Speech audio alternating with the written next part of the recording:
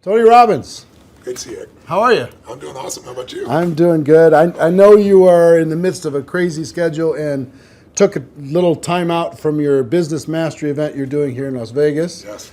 Congratulations on what you do with that. I have so many friends that have raved about that program for years. I'm really pleased with it. Yeah, but thank you for taking the time. I know you've got a lot of stuff going on, and our audience here inside of the network marketing space, Yes. they're passionate about becoming professionals inside Yes. of the space, taking their skills to another level. They believe, as I believe, that for the average person, it's just a great option for someone to take charge of their life and become an entrepreneur without a lot of the risks that are typically associated with becoming an entrepreneur. You've been around a long time. You've seen a lot of different things. I have. What are your thoughts about network marketing in general? And what is your thoughts about the decision that people can make to become entrepreneurs using it? Well, it's interesting. I'm doing this program right now, and I got a room, of a couple thousand people from 44 countries. They're all business owners. Some of them are businesses that are approaching $1 billion. Some of them haven't even started yet, right? They're just picking their business. So it's really variety. And one of my goals in that event is to actually get people to not go in business. And the reason it sounds horrible is someone spends $10,000 to come to an event, and I told them up front, some of you are not made for this because to run a business requires a certain natural capacity, a nature, if you would, besides skills that you learn. And it's the ability to handle risk. It's the ability to handle stress. It's the ability to do a lot of different things. And you have to be able to manage finance. Most people, they have some of those skills. And that's why every year, 50% of businesses that start are out of business. You look at over any 5-year period of time, 80% are out of business, and over a 10-year period of time, only 4% make it. Now, make it doesn't mean that they're making any money, right? That just means they're still standing. 96% fail, and after 10 years, you're set, right? No. Look at Lehman Brothers, right? Around for a century. They did combined $1 trillion in revenue over that century, and they're gone. So the world, technology changes, products and services changes, it's so competitive. So to really be successful, it's a really unique situation. What's beautiful about network marketing is you get all the benefits of being an owner, but you don't have to be worrying about supply chain. You don't have to be worried about accounting, especially in the world we're in today. Network marketing used to be a little bit more different, but today with technology, you can know what's happening in real time. The companies have already set up the software, they know what happens. So it's really picking the right company, and there's a lot of great companies in that area. And it's really realizing that you're really a value creator. If you can go out and add value to other people's lives, if you can just introduce people to a product or a service that a company you represent that truly is extraordinary, some products and services can't just be thrown up on Amazon. They need the story to be told. And if you found a product or service of that nature and you got a company that has a generous schedule of being able to reward you, and then you begin to get leverage where it's not just you, where you've multiplied your efforts to other people, then you get all the benefits of being a business owner without all the headaches and without the same level of risk. And so I think network marketing is amazing. Now, network marketing has a mixed reputation, and we all know that, right, in the marketplace. And anybody goes out there, what are you doing? That's why you got to own yourself as a professional. I think that's why I'm supportive of what you do, because you're not just pumping people up, you're giving people real skill sets to be a pro. If you're a dabbler in anything, you're not going to succeed. So I don't think you should have the delusion that network marketing is the way to get rich if you're just going to try it. This is something you got to commit to and say, this is my profession. I'm going to be better than anybody else in this area. I'm going to get the skills and the ability, and I'm going to hone my talents, and I'm going to build my teams, and I'm going to constantly get better. But I don't have to take the risks of starting a business traditionally, and I don't have to be good at all those things that make it so hard for the vast majority of humans never to be able to succeed. And again, in this business, you don't have to wait to start making money. You don't have to hope that you can cover all that overhead. That overhead is being covered by the company. So I'm a big fan of network marketing, always have been, and I think the real thing is making sure you pick the right company and that you continue to grow your skill sets. The constant, never-ending improvement. What you've Without a talked doubt. about for forever. That's correct. Right? This concept that you're always going to be getting better at your skills. You're always going to be getting better at your mindset. You're always going to be getting better at how you communicate with your groups, how you're building teams. Yeah. The challenge is people get into something, anything, and in the beginning it's exciting. Of course it's exciting. You join this new company, you have this new opportunity, you get a new relationship, even a new job is exciting in the beginning. But then there's the law of familiarity. If you get around anything enough, you start to take it just a little bit for granted. And you just can't do that with your own business. And that's really what network marketing is your own business. You got to say, this is never ending improvement for me. And I'm hooked. I'm hooked on this idea that I can get better and better. My income is not limited by my time because I can now produce results to other people as well. And I don't have to spend my time doing things I really don't want to do, like accounting and shipping and all those other elements. So I think if anybody's listening to this and they're on the edge, if you're on the edge, don't do it. Yeah, for sure. It's like step up. If you can't step up, it's the wrong thing for you. But network marketing makes it the easiest that I know of to step up if you become a pro. Now, you're talking about in Business Mastery, Yes. this event you're doing right now, you're talking about giving people the best practices of everything that's happening in the world. That's correct. And from you and also a collection of experts sharing ideas. Just to entrepreneurs in general. And you're an entrepreneur, wildly successful entrepreneur, and you work with and are friends with many of the top entrepreneurs in the world. What are a few of the common attributes of the super successful entrepreneurs that you've seen? That might not be the obvious ones that come to mind. Well, gosh, I'll give you one example because I was just talking to him yesterday. Mark Benioff's a dear friend of mine, and he runs a company called Salesforce.com. He founded it. Mark went to my Unleash the Power Within event about 15 years ago. He went to it 3 times. It's repetition's the mother skill. He immersed himself in it. Again, a pro, not going to do something average. Comes up to me and introduces himself and says, Tony, he said, you've changed my life. I'm working for Oracle. I'm leaving. I'm starting this company, Salesforce.com. We're going to change the business world. I'll never forget. So we're going to do $100 million in business. I was teasing him the other night. He's going to do $7 billion this year, right? And I've been on that 15-year journey with him. What do they have in common? They have a sense of something they want to serve greater than themselves.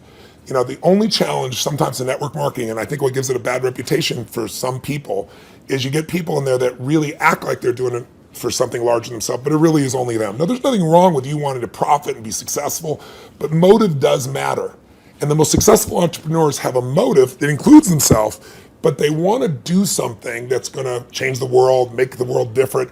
It's like, when you're trying to meet your own needs, you get a certain level of insight. If you're trying to meet the needs of your family, you get a different level of insight because life supports whatever supports more of life, more people.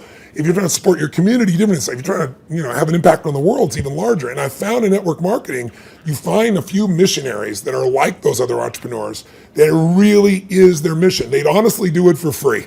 And they want to make money and they do make money. But if you're only doing it for the money, the unfortunate part is people sense that, and then they feel like it's just a transaction as opposed to an experience of added value. There's only one way on earth to really become wealthy, and that is do more for others than anybody else is doing. And if you can find a way to do that through your vehicle, like network marketing, there's no limit. But people sense what's really driving you, and you can't fake it because people's bullshit meters today are so big because everything's bullshit. Reality television is bullshit. It's even fake. So if you can just be raw and real and connect your mission, that is not to say that you're not going to benefit. Hell, I'm fortunate enough now. I got 21 companies. I got 12 I actively manage. We're approaching $6 billion in revenues this year, and I'm a guy that started out, in a 400 square foot bachelor apartment in Venice with no business background. But what has been my driving force is every industry, every company I've been to, it's like, I'm on a mission to create massive improvement and change. And I don't just say that shit. If you want to know who I am, you don't have to watch how my lips move, watch how my feet have moved for, 3.5 decades, and actually 38 years now. I started when I was 3, I think, something like that. But that's it. Find your mission, find a motive greater than yourself, and ironically, you will do incredibly well yourself as well. Yeah, I found that same thing's absolutely true.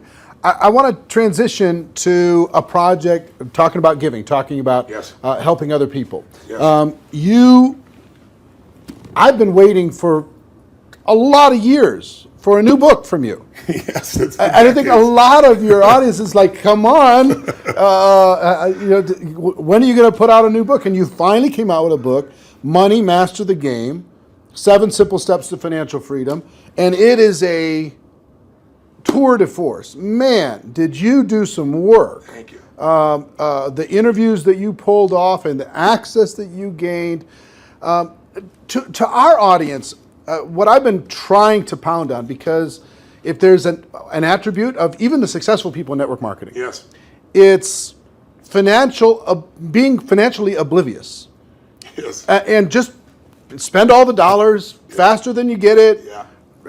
file an extension on your taxes. Don't even do quarterly estimates. They don't even pay attention to that stuff. Yeah, I know. So one of the theme that I really loved, one of the themes that I really loved, and I've started to promote within our community around the world, and there's 100 million people now in network marketing around the world. Wow, I didn't know that number. That's amazing. 100 million. Wow. $182 billion a year in sales. Yeah, I knew it was in total. the 200 billion range. So 100 million people are involved, and the theme that I like is you teach people to have two businesses. Yes. One is the business of how you're making your money, Yes. and the second is the business of your investments giving you an income stream. So for people in network marketing, one is to create, maybe transition from a job to a network marketing career, and then once you're there, try to get your investment income to surpass your network marketing income. Correct. So first of all, what drove you to create this book, and what could a person inside of network marketing benefit from? I've already benefited tremendously, right? Because I came out of that world, right? It's just you're pedaling as fast as you can, and sometimes you're just focused on growing the group, and you forget about the dollars. And sometimes it's programming, mental old stuff. For sure. For me, it had to do with self-worth. It had to do with anytime I got money, I had to spend it as quick as possible. I had to buy everybody dinner. I had to make bad investments so I'd be back to that familiar crisis mode again. So that was my issue with money. So it wasn't even strategy for me.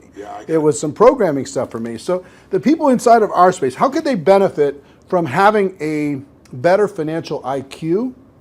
And what can this book do in order to be able to help them improve that? A lot of questions. Yeah, I know. The first one is, I didn't write a book for almost 2 decades, like 18 years, primarily because I just hate writing. I love the live event. I love the spontaneity of in the moment, come up with a solution and show people. And then I've had a few day jobs because, last year I was on a plane or on stage every 4 days. And then I was doing it in 16 countries, to give you an idea. I love 10,000 people and the energy, the impact. Sitting a solitary writing book and I want to do. So why did I write a book even then? I don't need to write a book. Simon Schuster's had an offer for me forever and wanted me to do it. Was because in 2008, when I saw mass number of families losing their homes, mass number of families losing half their retirement, it wasn't like statistical to me because I grew up with no money. I grew up in an environment, we had no money for food. In fact, I donated all the profits of this book in advance. I've been feeding 4 million people a year for the last 10 years. I've been feeding people since I was 17, because when I was 11, my family got fed, and I said, I'm gonna give back. So 17, I fed 2 families, and then 4, and then 8, and then my small company got involved, and eventually I got to 1 million, and then 2 million, and then for the last 6 years, I've matched the 2 million that my foundation does, personally feeding 2 million. But I thought, I fed 42 million people in my life. I want to feed that many people in a year. So I said, I'm going to feed 50 million people. And I called and said, if I took all the money from this book, Feeding America, how many people can I feed? And they said 10 million people. I was like, geez, So I finally just wrote a check higher than that. So I want people to know, I wrote this book to give it away, to give away the content. But I wrote the book because I wanted people to have real answers. And I have a unique gift that most people aren't aware of. And that is, I've been coaching one of the top 10 financial traders in the history of the world. His name is Paul Tudor Jones, for 22 years. This is my 22nd year with him.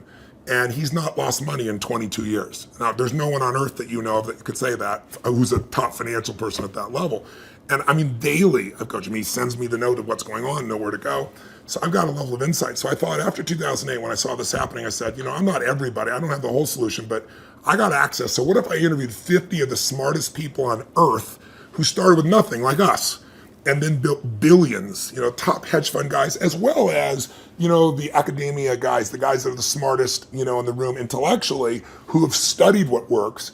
And let me put it in one book, and if I could put it into a system, like a 7-step system, and that's what I did. And so it took 4 years, and I'm thrilled with it, and the impact's been amazing. And the endorsements I've got have been, guys like T. Boone Pickens or Carl Icahn, people of that nature. And it's because they all read it. This is the real thing. So the answer to your question is, I was just in my seminar, we've been 4 days into it, and almost everybody there has a plan now to grow their business 30 to 130%, some 200%, with no bullshit. Like, I'm talking about a conservative plan where they walked in thinking, how would I grow 10 or 15, in the marketplace? But after all that, I still want them to know, and that's why my conversation with them today is, you got to have your core business, and you got to have a second business with no employees that takes you 15 minutes, maybe a month or a quarter. You can actually make it 15 minutes a year. And I want that second business to be the one that makes you financially free. So if anything ever happens to your core business, you're still set. And I can really show you how to deliver that, because that's what these people have done. And all I'm talking about is make the most important financial decision of your life, and stop being a consumer and start being an owner. And the way you become an owner, it's simplistic as it is, and we all know it, but I get people to do it, is you take a percentage of what you earn, like we all know, and you decide, this is not going to Kate Spade, this is not going to Louis Vuitton, this is not going to some beautiful restaurant, this money stays in my family, and you automate it, and you put it into an account, and then you figure out where to put it. But that money has to disappear. You have to know it's not, you have to not see it. If that happens, you got the first step to success. The second step is, once you have that, you've got to understand the rules of the game. Because so many people get taken advantage of, who may be the few that actually put the money aside. And the people in multi-level marketing, like you said, they're running their team, they're running the family. How am I supposed to be a financial expert? You don't have to be an expert, but you have to know the rules of the game, because this is a place, if you don't know the rules, you will get hurt. Yep. And my goal with this book was to take people from being the chess piece to being the chess player. And I knew I could do that with a mom who's just getting started, or a millennial that's got a bunch of college debt, still do it, or a totally sophisticated person who thinks they're sophisticated, and I show them what Carl Icahn's doing, and they go, holy shit, this is amazing. It blew me away. But the thing I want to get people to know is, if you set this system up right, and I have inside here, for example, I asked Ray Dalio, many of your audience probably don't know who Ray is. Ray Dalio, if you're really rich, you give your money to a hedge fund usually to invest your money. And a big hedge fund might be $15 billion. Ray Dalio's $165 billion. He is 10 times bigger than the richest hedge funds on earth. He manages money for China, to give an idea, right? Wow. So I go to Ray, turns out he's been a fan of mine for 20 years, really helped. I sit down with him for 4 hours. He gives me these incredible answers. And at the end, I said to him this, and it relates to your audience. I said, look, I deal with people that have 20-day jobs. I mean, they're trying to be a mom, a dad, do something in the community, run their business, be an athlete, do well financially, do something for their community. And I said, they don't have time to be a professional. And you just got done telling me these professionals might be nice people, but they're never going to do it. 96% of mutual funds, for example, which is where most people put their money, don't match even an index over a 10-year period of time. That means if you're here in Vegas and you go play blackjack, and you say, I'm going to find the 4% that are successful. If you play blackjack and you get 2 face cards and your inner idiot says, hit me, you have an 8% chance of getting an ace. You got a 4% chance of getting a mutual fund. So I said to him, I said, Ray, what you shared is amazing. I'm going to teach this. But you got to teach me this principle of what you do in actual numbers, so people could just go do it. 3% of this, 10% of that. He goes, Tony, I can't give you that. He goes, that's my secret sauce. People have to have a $5 billion net worth and give me $100 million before I'll even consider taking their money. And he said, that was 10 years ago. And I said, that's the point. You haven't taken money in 10 years. You're not going to take any more money. So give me the secret sauce. Help me help the average person, right? And I got him. He goes, well, Tony, he goes, it's really complex. I said, I'm good at taking complex and make it simple. He goes, well, I use leverage. I said, design one without leverage. He goes, it wouldn't be perfect. I said, your idea of not perfect is everybody else's idea of Da Vinci, So I said, and he goes, well, and he lays out this plan. And he goes, go back test that. He goes, when people talk about past performance doesn't equal future performance, that's because it's like a 5 or 10 year period of time. He said, test it over the entire modern history of investing, say 75 years, and tell me what you find out. I hired the firm to test it. 85% of the time in the last 75 years, think about all the up and downs of markets in the last 85% of the time it's made money. And when it lost money, it didn't lose 50% like 2000 or 51% like 2008. It lost 3.99%, just under 4% in the worst time. If you could go to Vegas and make money 85% of the time when you only lost 4%, how much would you invest, right? How much would you invest? Town wouldn't be here. So I want people to know this book will show you exactly step to step what to do. And you want to set it up so that everything you do, your day-to-day business is wonderful. But if that went away, you're still financially set. You can start even if you're small. You can start with nothing. Start with $1,000, $500 to make this thing happen, and it'll guide you straight through it. I love it. Everybody, please get this book, get your hands on it, make sure your teams get this book, have some concepts, get the concepts ingrained, put it into your training, make it a part of your culture. Think of it as this is an area you got to master, but it's not something that takes a lot of time. Yeah. That's why I call it Money Master the Game. It's a game. You want to master that game, and there's 7 steps anybody can do. Right. All right.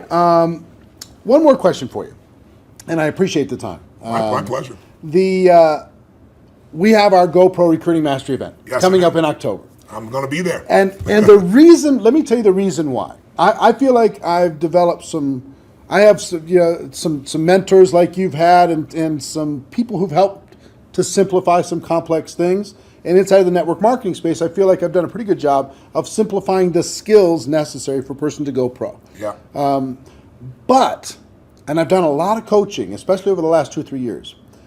The biggest obstacle is not the skills. No, never. The biggest obstacle is the breakthrough that is required in a person's mind in order to be able to go to another level.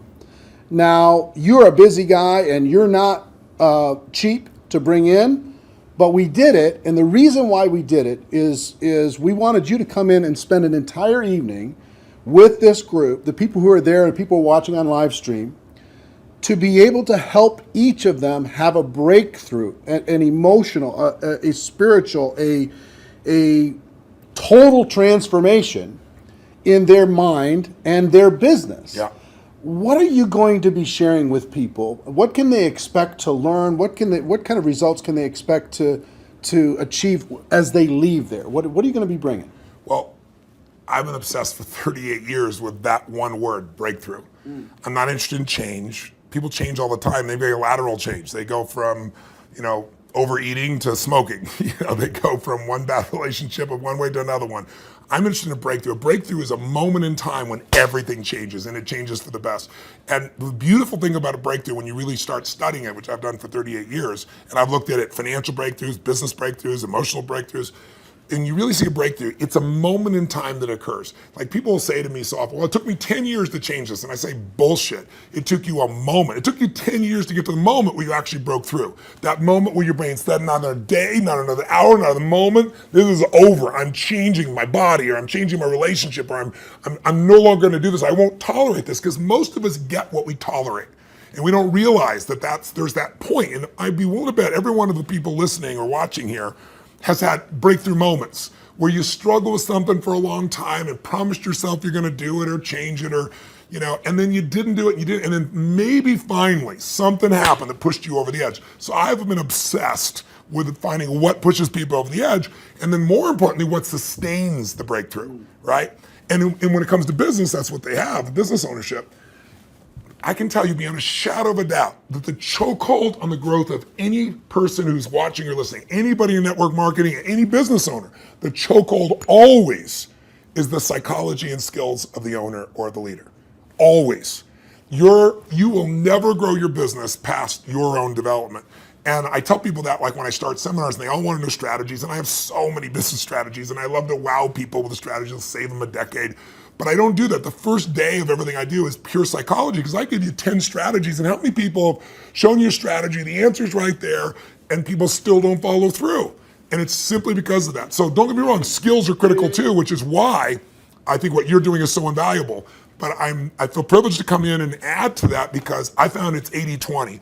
80% psychology, 20% skills. Now, if you don't have the skills, you're not going to succeed. But if you don't have psychology, you have the skills and you still won't follow through.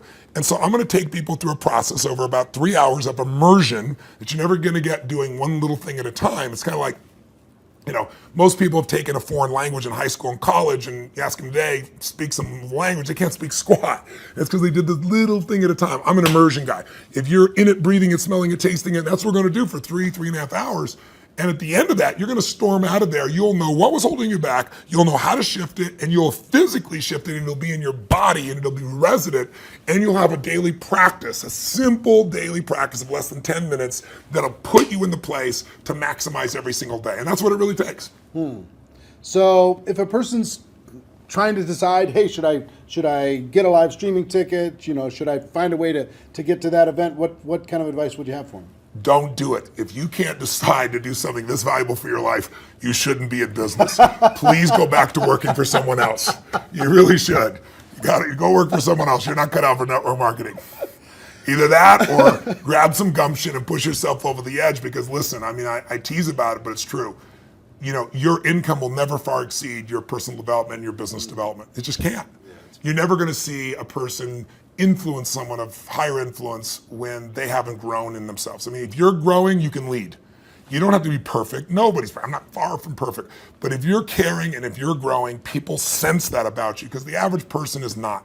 And that's attractive. That's going to pull people to you. You know, a lot of people are like, how do I get people? The fastest way to get people is develop yourself, and people will sense it. And when you talk to people, you know, they sense that, you know, whatever you're saying is the tip of the iceberg. They know there's so much deeper and they want more.